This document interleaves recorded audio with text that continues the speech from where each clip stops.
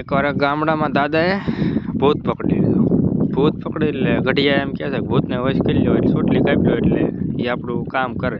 તે બાપાએ ભૂત કર્યું તે બોલો બાપા કામ તે કે ખેતી કરી આવો. તે 5 મિનિટમાં ખેતી કરીને વહી આવ્યા.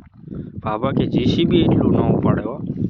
બાબા કે પણ કે આપણે સરસ કે જો હું નવરો રહ્યો એટલે બાબા હું તમારી બોડી બોઈ નાખીશ કે કાંઈ વાંધો નહીં હું તને નવરો રહેવા દઉં તો ને બાબા એમાં મનમાં બોલાય.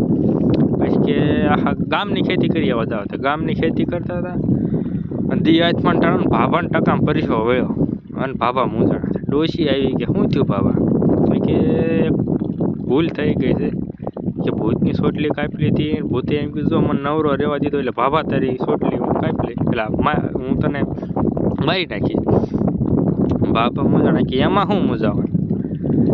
ડોશી કે તું કે સાની મની પૂછને એ કે ઉભા રહે હું તમને એક વાત કરું. તે એ કે બોલ એ કે 80 ફૂટનો ફળિયામ થાંભલો ખોડવાની કહેજો આવે એટલે એને કે સાઈડ ઉતર કરી હું બીજું કામ ન સીધું ને ત્યાં સુધી. તે ડોશીમાં કીધું કે બાપા ભૂત છેલ્લા ખેતરમાં કામ આવતું ને ભૂત આવ્યું. ભૂતને કે આમાં 80 ફૂટનો થાંભલો ખોડ ને હું બીજું કામ ન સીધું ત્યાં સુધી કરી. તે બાબા ભૂત સાઈડ ઉતર કરે.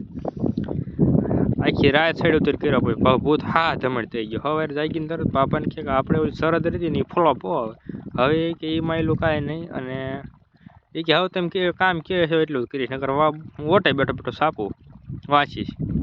માણા ધારે તો એ ભૂતને હોય તેને ભૂગા ઘડવી ના એ માણા.